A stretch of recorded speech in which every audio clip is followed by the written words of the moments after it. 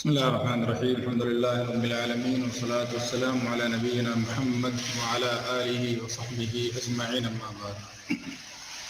اب یہاں پر جو دوسرا مسئلہ ہے وہ یہ ہے کہ اگر کوئی شخص کسی حدیث کے مطابق عمل کرتا ہے یا کسی حدیث کے مطابق فتویٰ دیتا ہے تو کیا یہ مانا جائے گا کہ وہ محدث اس حدیث کی تصحیح کر رہا ہے اور اس حدیث کے راویوں کی تعدیل کر رہا ہے؟ کیا یہ مانا جائے گا؟ تو کسی راوی کسی محدث کا کسی حدیث پر عمل کرنا یا کسی حدیث کے مطابق فتویٰ دینا کیا اس بات کو مستلزم ہے کہ وہ اس حدیث کی تصحیح کر رہا ہے اور پھر لازمی طور پر وہ اس حدیث کے جتنے روات ہیں ان سارے روات کی تعدیل کر رہا ہے؟ اس سلسلے میں ایک تو خطیب بغدادی کا قول ہے اور دوسرا قول ہے ابن صلاح کا۔ خطیب بغدادی رحمہ اللہ نے اس سلسلے میں کہا ہے، وہ کہتے ہیں کہ اذا عمل العالم بخبر من روا عنہ، اگر کوئی عالم عمل کرتا ہے کسی ایسے شخص کی خبر پر جس سے وہ روایت کر رہا ہے، اس کی خبر پر عمل کر رہا ہے، اور عمل کیوں کر رہا ہے؟ لأجلہ، اسی حدیث کی وجہ سے عمل کر رہا ہے،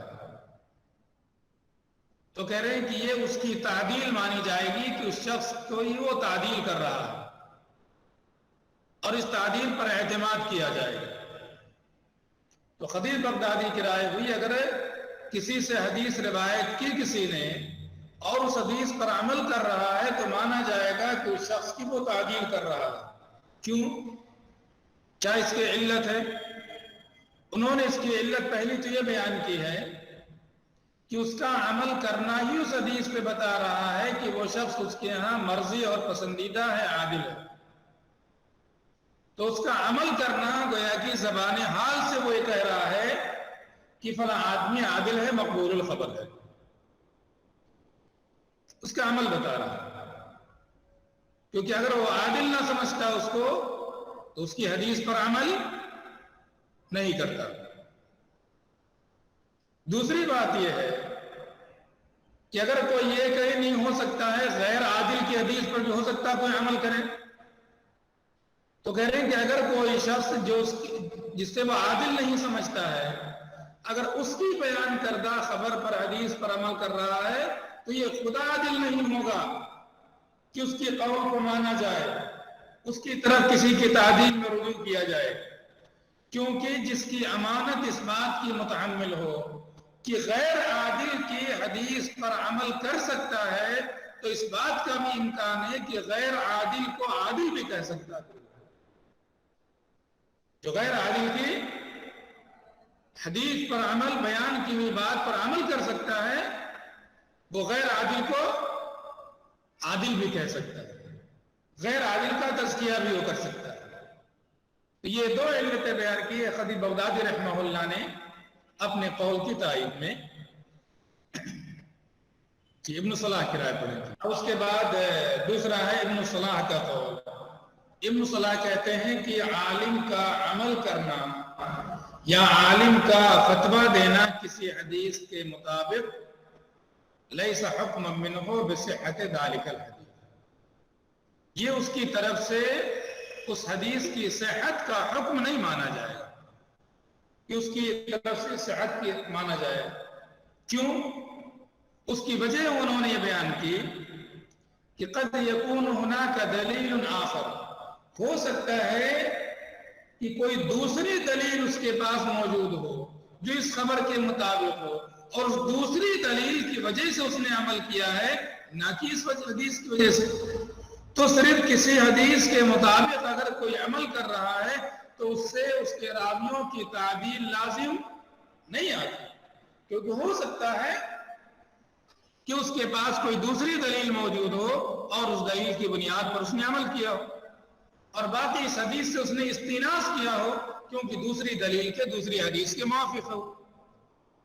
اسی طرح سے اگر کوئی کسی حدیث کے مطابق عمل کر رہا ہے تو اس بات کا بھی امکان ہے کہ وہ حدیث ضعیف پر عمل کرنے کو درست سمجھتا ہے اور اسے قیاس پر مقدم کرتا ہے۔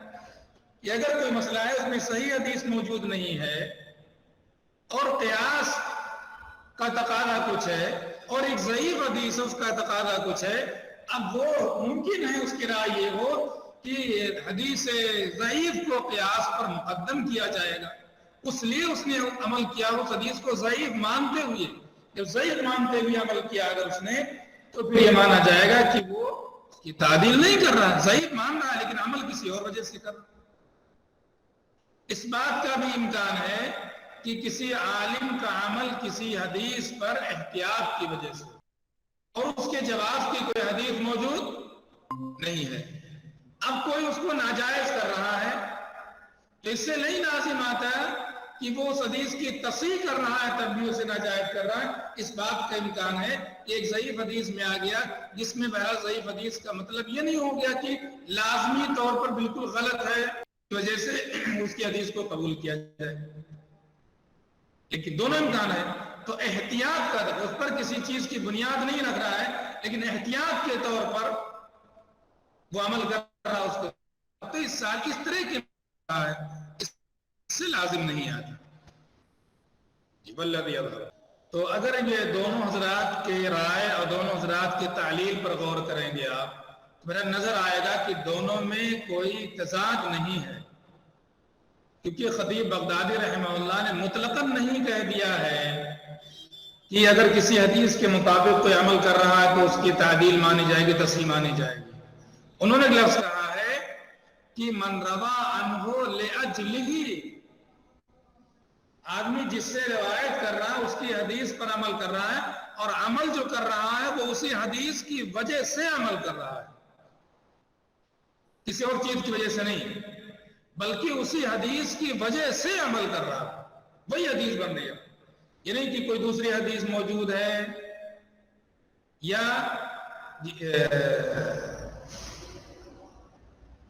کسی اور حدیث کی وجہ سے تقویت مل رہی ہے حدیث کو، ایسا کچھ نہیں سمجھ رہا تھا، بلکہ اسی حدیث کی وجہ سے وہ عمل کر رہا ہے۔ تو اگر ایسا ہے اسی حدیث کی وجہ سے عمل کر رہا ہے تو اس کا مطلب کہ وہ اس حدیث کے راویوں کی تعدیل کر رہا ہے، اس حدیث کو صحیح مان رہا ہے۔ جبکہ ابن الصلاح نے جو بات کہی ہے وہ بات عام ہے کہ اگر کسی شخص کا عمل اس کی روایت کردہ کسی حدیث کے مطابق ہو، لیکن یہ طے نہیں ہے کہ عمل اسی حدیث کو، ہاں ہمیں حدیث کے تو مطابق ہے لیکن یہ عمل اسی حدیث کی وجہ سے ہے، یہ طے نہیں ہے۔ جب یہ طے ہو جائے کہ فلاں حدیث کی وجہ ہی سے عمل کر رہا ہے تو اس کی تعدیل، وہ تعدیل مانا جائے گا جیسا کہ خطیب بغدادی نے کہا۔ اور کسی حدیث کے موافق عمل کا ہونا یہ لازم نہیں آتا کہ اس حدیث کی تصحیح کر رہا ہے اور اس حدیث کے راویوں کی تعدیل کر رہا ہے، جیسا کہ ابن الصلاح نے کہا۔ تو دونوں کو دیکھیں گے، کچھ تو تعارض بہرحال ہے دونوں کے اندر، لیکن من کل الوجوہ تعارض دونوں کے قول میں نہیں ہے۔ دونوں میں آپ جمع کی صورت، تطبیق کی صورت نکال سکتے ہیں۔ ہاں کچھ صورتیں ایسی نکل سکتی ہیں، ہو سکتا ہے احتیاط کی وجہ سے عمل کر رہا ہو، احتیاط کی وجہ سے اگر عمل کر رہا ہے تو اس کا مطلب کہ وہ حدیث کو ضعیف مان رہا ہے، پھر بھی وہ احتیاط کی وجہ سے عمل کر رہا ہے تو معلوم ہو کہ اسی حدیث کی وجہ سے عمل کر رہا ہے، احتیاط کا سبب وہی حدیث بن رہی ہے اس کے یہاں۔ تو میرا اصل یہی ہے کہ اگر کسی حدیث کی وجہ سے کوئی آدمی عمل کر رہا ہے کسی چیز پر تو اصل یہ ہے کہ وہ اس کی طرف سے تصحیح حدیث، اس کی طرف سے حدیث کی تعدیل ہے، الا یہ کہ اس حدیث کے بارے میں کوئی اور اس کا قول مل جائے، راوی کے بارے میں کوئی اور اس کا قول مل جائے، یا دیگر لوگوں نے اس کی تضعیف کی، وہ دوسرے مسائل ہیں، لیکن اگر ایسی کوئی چیز موجود نہیں ہے تو اصل یہی ہے کہ اگر کسی حدیث کی وجہ سے کوئی عمل کر رہا ہے کسی مسئلے پر تو معلوم ہوا کہ بہرحال وہ اس حدیث کی کیا کر رہا ہے؟ تصحیح کر رہا ہے، صحیح مان رہا ہے، قابل عمل اس کو مان رہا ہے۔ اللہ ہے کہ معلوم ہو جائے کہ یہاں پر انہوں نے اس کو اپنایا ہے، تو کیسے اپنایا ہے؟ کوئی احتیاطی پہلو ان کے ہے، یا وہ ان لوگوں میں سے ہیں جو رائے کو مقدم کرتے ہیں، تو ایسے کچھ لوگوں کو الگ کر دیجئے آپ، لیکن پورا قاعدہ ڈیمیج نہ کر دیجئے، پورا قاعدہ نہ توڑ دیجئے کہ ایسا نہیں ہے۔ عمل کر رہا ہے تو اصل یہی ہے کہ وہ اس حدیث کو صحیح مان رہا ہے۔ تو یہ تو ہوا کہ اگر کوئی شخص کسی شخص سے حدیث کی روایت کر رہا ہے اور اس روایت کے مطابق عمل کر رہا ہے تو کیا یہ مانا جائے گا وہ اس کی تعدیل کر رہا ہے؟ اصل یہ ہے کہ اگر عمل اسی کی حدیث کی وجہ سے اصل یہ ہے کہ مانا جائے گا کہ وہ اس کی تعدیل کر رہا ہے، اللہ ہے کہ راوی ان لوگوں میں سے ہے جو حدیث ضعیف کو قیاس پر مقدم کرتے ہیں یا احتیاطاً جو ہے حدیث ضعیف پر کچھ لوگ عمل کرتے ہیں۔ اگر ایسا ہے تو وہاں امکان بہرحال اس طرح کا رہے گا اور اس کے بارے میں کہا جائے گا کہ لازم نہیں کہ وہ اس کی تعدیل کر رہا ہو۔ اللہ اعلم۔ چلیے۔ وَأَمَّا إِذَا كَانَ عَمَلُ الْعَالِمِ مُخَالِفًا لِلْحَدِيثِ،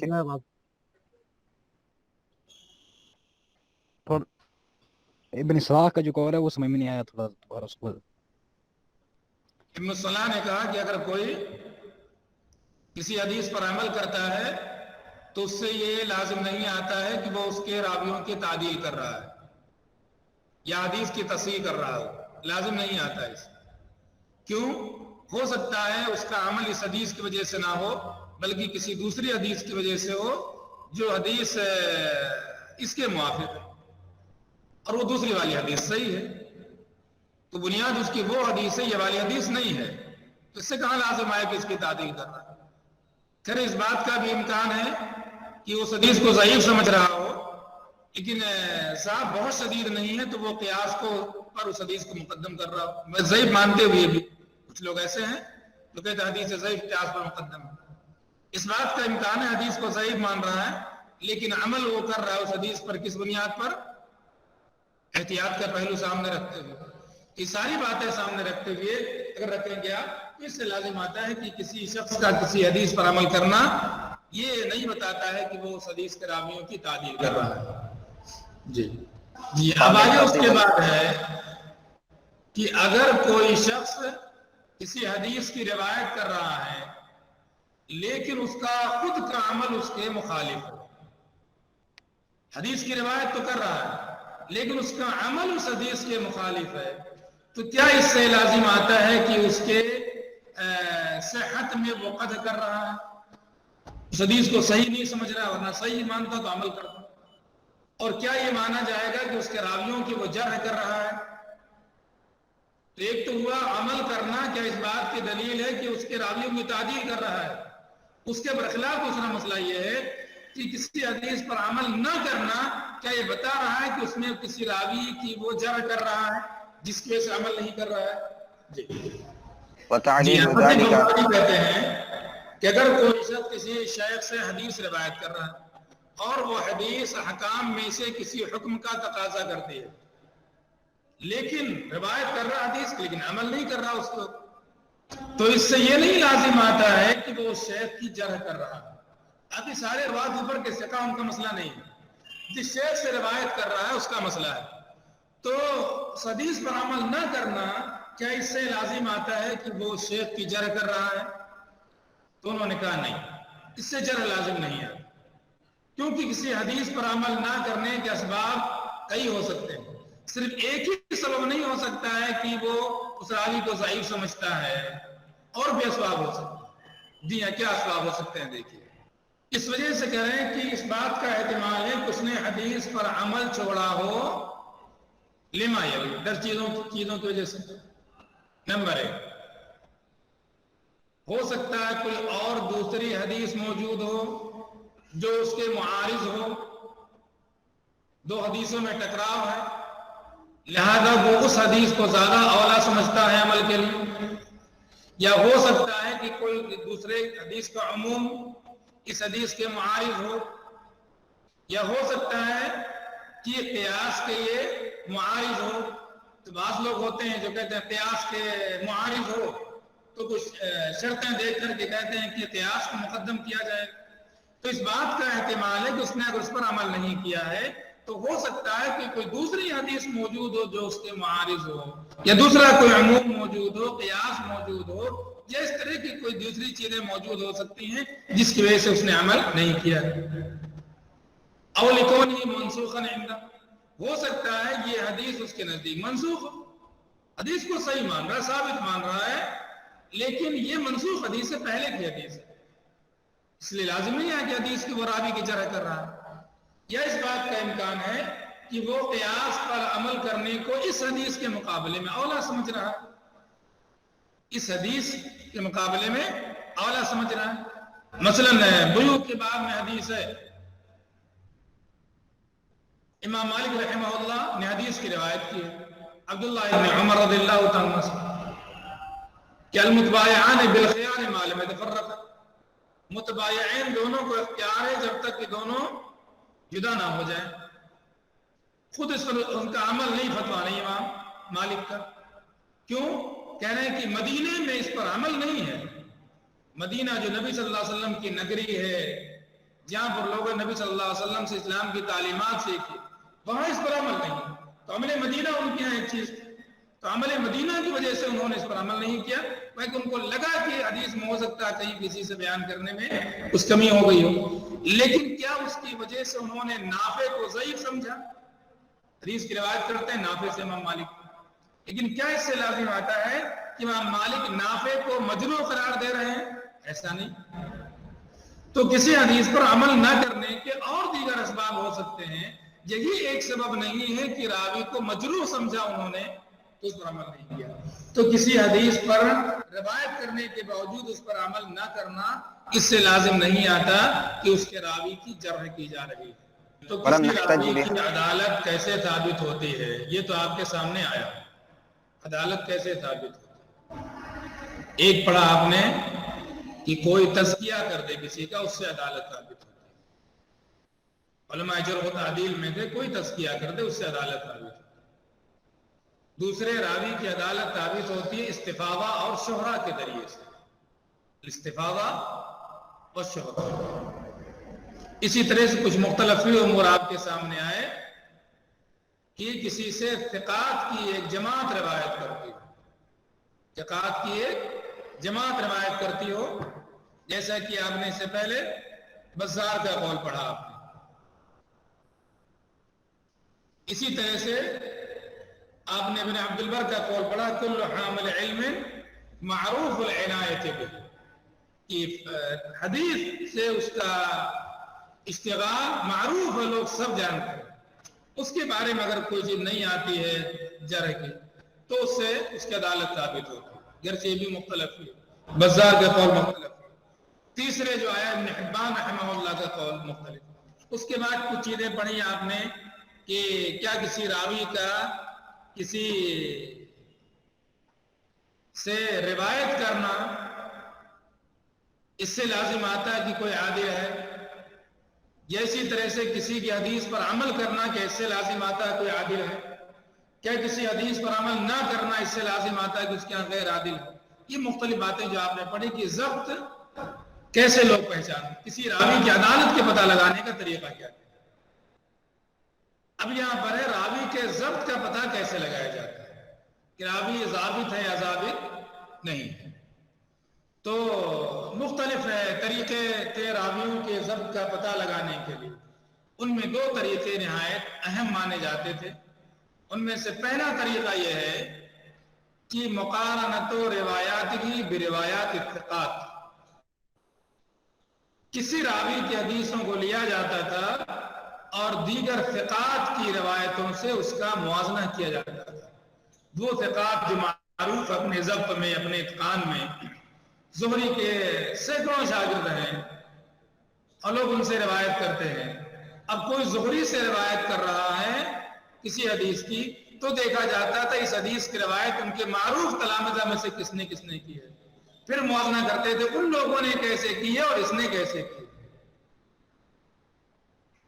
فَإِن كَانَتْ رِوَایَاتُهُ مُوَافِقَةً لِلرِّوَایَاتِ، اگر اس کی روایتیں معلوم یہ ہو رہا ہے کہ ان کی روایتوں کے موافق چل رہی ہیں، جیسے وہ روایت کرتے ہیں وہ ایسے یہ بھی روایت کرتے ہیں.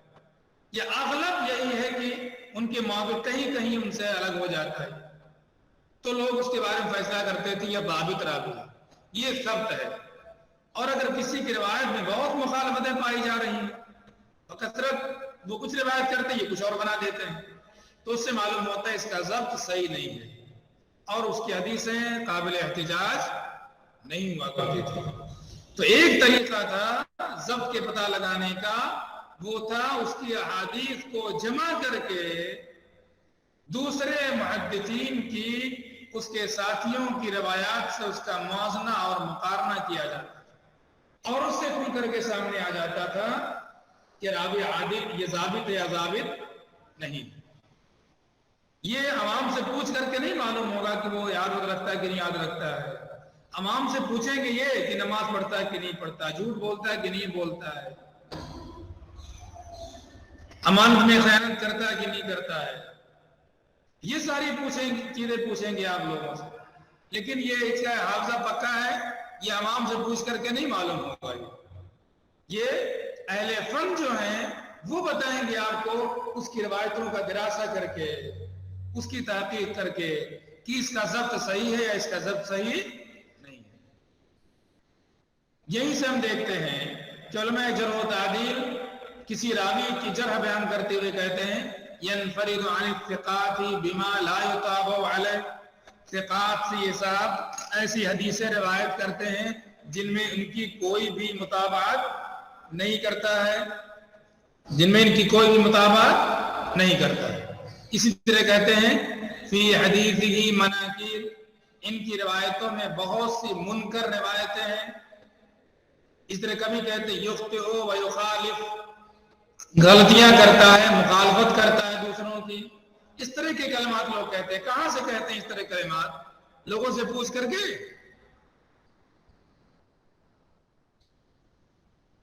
جی مولانا صاحب کہاں سے کلمات کہتے ہیں لوگ؟ آپ اس مقابلہ کر اس کی روایات سے مقارنہ کر کے، موازنہ کر کے تب اس طرح کی باتیں کرتے. تو ایک طریقہ تو یہ تھا اس کی روایات کا دوسرے ثقات کی روایتوں سے موازنہ. دوسرا طریقہ تھا لوگوں کے ضبط کے پتہ لگانے کا راوی کا امتحان لینا. راوی کا امتحان لینا، اور امتحان لینے کے مختلف طریقے ہوتے تھے. اور جو امتحان لیا جاتا تھا وہ ایسے بتا کر کے نہیں چلو امتحان تو جو پاس ہو گئے وہ لوگ مانے جائیں گے ضابط. نہیں، ایسے امتحان نہیں ہوتا تھا. امتحان کیسے ہوتا تھا؟ امتحان کیسے ہوتا تھا؟ چپکے سے امتحان ہوتا تھا. چپکے سے امتحان ہوتا تھا بغیر بتائے. تو مختلف اسالیب ہوتے ہیں. ان میں سے ایک اسلوب تھا کہ کسی راوی سے کچھ احادیث سنی گئی ہیں، اب ان کو یاد کر لیا گیا یا لکھ لیا گیا. اس کے پھر کئی مہینے کے بعد، سال بھر بعد پھر سے وہی حدیث اس سے پوچھی گئی. معلوم ہوا دیکھیں یہ دیکھنے کے لیے کہ ویسے ہی سنا دیتا ہے یا کچھ کمی بیشی کرتا ہے، کچھ ذاتی کر دیتا ہے. کبھی ہوتا تھا وہی سوال کئی بار کیا جاتا تھا اس سے پتہ لگانے کے لیے. اب مثال دیکھیں اس امتحان کی. جی ہاں، تو ایک مثال دیکھیں کہ کسی امیر نے ابو ہریرہ رضی اللہ تعالیٰ عنہ کو بلایا اور کہا کچھ حدیثیں بیان کر دیجیے آپ. انہوں نے کچھ حدیثیں بیان کی. امیر صاحب نے کیا کیا کہ ایک کاتب کو کہیں پیچھے بیٹھا دیا جہاں سے اسے ابو ہریرہ رضی اللہ عنہ دیکھ نہ سکے. ابو ہریرہ حدیث بیان کرنے لگے اور کاتب لکھنے لگا حدیث. خیر ہو گیا، مجلس ختم ہو گئی. پھر ایک سال کے بعد دوبارہ انہوں نے بلایا اور ان سے کہا کہ پچھلے بار آپ نے حدیث بیان کی تھی، وہی حدیث ذرا سے بار اور بیان کر دیتے آپ، بہت اہم حدیث تھی. اور ایک آدمی کو وہی کاغذ لے کے بٹھا دیا، دیکھو کہ ویسے ہی بیان کرتے ہیں کہ کچھ اور، جہاں کچھ الگ بیان کریں وہاں پر نشان لگا دیں. اور پوچھا رضی اللہ تعالیٰ عنہ حدیث کے بارے میں، کہہ رہے فما زاد ولا نقص ولا قدم ولا اخر. نہ تو انہوں نے اس میں کوئی زیادتی کی نہ کمی کی، اور نہ ان میں کوئی جملہ پہلے ہوا نہ کوئی جملہ بعد میں ہوا. جیسے 1 سال پہلے حدیث سنائی تھی بالکل اسی طرح 1 سال بعد بھی انہوں نے دوبارہ وہ حدیث سنا دی. یہ صحابہ کا بھی اس طرح سے امتحان بعض لوگوں نے لیا. دیکھا بہت روایت کرتے ہیں اسی طرح. دیکھیے اسی طرح کا امتحان جی اسی طرح سے بعض خلفاء نے کسی خلیفہ نے ابن شہاب زہری کو بلایا کہ وہ ہمارے بچوں کو ذرا سے کچھ حدیث املا کروا دیجیے. انہوں نے کہا ٹھیک ہے کاتب کو بلایا. کاتب بلایا گیا 400 احادیث کا املا کرایا. پھر خلیفہ نے کچھ دنوں بعد زہری سے کہا کہ کیا بتائیں بڑی تکلیف آپ کو ہوگی لیکن وہ جو آپ نے حدیث لکھوائی تھی وہ تو ضائع ہو گئی. وہ حدیث کیا ہو گئی؟ ضائع ہو گئی وہ حدیث. پھر سے ذرا سا لکھوا دیتے آپ. ٹھیک ہے بلایا فاملاہ علیہ دوبارہ املا کروا دیا انہوں نے. بعد میں دونوں کا جب موازنہ کیا گیا کہ فما غادر حرفا ایک حرف جو چھوٹ گیا ہو ادھر ادھر ہو گیا ہو. اس طرح سے لوگ امتحان بھی لیا کرتے تھے. اس طرح سے لوگ امتحان بھی لیا کرتے تھے حفظ کا پتہ لگانے کے لیے. صحابہ میں مشہور تھے اپنے حفظ کے لیے ابو ہریرہ ان کا امتحان ہوا. تابعین میں مشہور تھے اپنے حفظ کے لیے زہری ان کا امتحان ہوا. یہ دیکھ کر کے نہیں لکھوایا تھا زبانی لکھوایا تھا اس طرح سے عن ظہر قلب. تو ایک تو طریقہ امتحان لینے کا یہ تھا کس طرح سے امتحان لیا جاتا تھا. جی ہاں دوسرا امتحان کا طریقہ کوئی شخص بھی احادیث کی روایت کرتا اپنی احادیث کی اسے پتا ہونا چاہیے ہم کن احادیث کی روایت کرتے ہیں. 1000 2000 3000 جتنی بھی حدیث کی روایت کرتا اسے اپنی حدیث کا پتہ ہونا چاہیے کہ فلاں سند سے میں فلاں حدیث کی روایت کرتا ہوں. ایسا نہ ہو کہ کوئی شخص آپ سے کہے آئے اور کہ حضرت آپ فلاں حدیث کی روایت کرتے ہیں فلاں فلاں سند سے یہ حدیث. اب اگر اسے ٹھیک سے پتہ ہی نہیں ہوگا ہاں کر دے گا اس میں ہاں کر دے گا. اب آپ سے وہ بندہ جا کر کے روایت کرے گا مجھ سے فلاں نے حدیث بیان کی حالانکہ آپ کی حدیث تھی ہی نہیں لیکن آپ کو امتیاز ہی نہیں اپنی حدیث میں اور دوسری حدیث میں. اب نسبت ہو جائے گی آپ کی طرف اس حدیث کی اور آپ کو دنیا سے ثقہ مان رہی ہیں. تو لوگ یہ پرکھنے کے لیے کہ انسان کو اپنی حدیث کی پہچان ہے بھی کہ نہیں جو حدیث انہوں نے اپنے مشائخ سے لی ہے اپنی حدیث کی پہچان ہے بھی کہ نہیں امتحان لیا کرتے. کوئی ان کو دھوکہ تو نہیں دے سکتا اس طرح سے. تو اس کے سامنے اس کی احادیث پڑھی جاتی تھی اور ان احادیث کے بیچ میں کوئی روایت جو اس کی اپنی نہیں ہے وہ داخل کر دی جاتی تھی یہ دیکھنے کے لیے کہ لقمہ یہ لے لیتا یا نہیں لیتا. جیسا کہ یحییٰ ابن معین نے امتحان لیا تھا مشہور محدث ابو نعیم فضل ابن دکین کا. امام بخاری کو تھا صحیح بخاری میں کی حدیث موجود. ابو نعیم فضل ابن دکین کا امتحان لیا تھا یحییٰ ابن معین نے. جی خطیب بغدادی نے واقعہ نقل کیا احمد ابن منصور اور رمادی سے. کہہ رہے ہیں کہ میں احمد ابن حنبل یحییٰ ابن معین دونوں کے ساتھ گیا ہوا تھا عبدالرزاق صنعانی کے پاس یمن. میں ان دونوں کے خادم کی حیثیت سے گیا تھا. یہ دونوں طالب علم کے لیے گئے تھے. جب ہم لوگ وہاں سے لوٹے تو ہم کوفہ گئے. ہم لوگ رہنے والے تھے بغداد کے احمد ابن حنبل. تو کوفہ ہم لوگ گئے. یحییٰ ابن معین نے کہا احمد ابن حنبل سے کہ یہاں مشہور محدث ابو نعیم ہے میرا جی چاہ رہا ابو نعیم کا امتحان لینے کا. ابو نعیم کا میں امتحان لینا چاہتا ہوں. تو احمد ابن حنبل نے کہا لا تريد نہ مت کرو یہ سب. الرجل ثقہ ابو نعیم فقہ آدمی ہے. ثقات ان کے پیچھے نہیں پڑھنا چاہیے. معروف ہے فقہ آدمی ہے ان کے پیچھے نہیں پڑھنا چاہیے. تو یحییٰ ابن معین نے کہا لا بد لی نہیں مجھے تو امتحان لینا ہے مجھے تو امتحان لینا ہے. ایک ورقہ لیا اس میں ابو نعیم کی 30 حدیثیں لکھی اور ہر 10 حدیث کے بعد ایک حدیث دوسری ملا دی جو ابو نعیم کی نہیں تھی. جو ابو نعیم کی نہیں تھی کسی ایسی سند سے جس میں ابو نعیم کے کسی استاذ کا نام آتا لیکن ابو نعیم اس حدیث کی روایت نہیں کرتا. وہ حدیث ملا دی اس میں اور اس کے بعد اس طرح سے 30 حدیثیں ہیں. کتنی حدیثیں ہوں گی جو ابو نعیم کی نہیں ہوں گی اس میں 3 حدیثیں ہوں گی ہر 10 کے بعد. تو 30 میں 3 حدیثیں تو اس طرح سے آئے 30 حدیثیں ہیں اور اس میں 33 حدیثیں ہوں گی. 3 حدیثیں ایسی جو ابو نعیم کی نہیں. چلیے پرسوں دروازہ پر ٹائم انشاءاللہ اگلے ہفتے. السلام علیکم ورحمۃ اللہ. وعلیکم السلام ورحمۃ اللہ وبرکاتہ.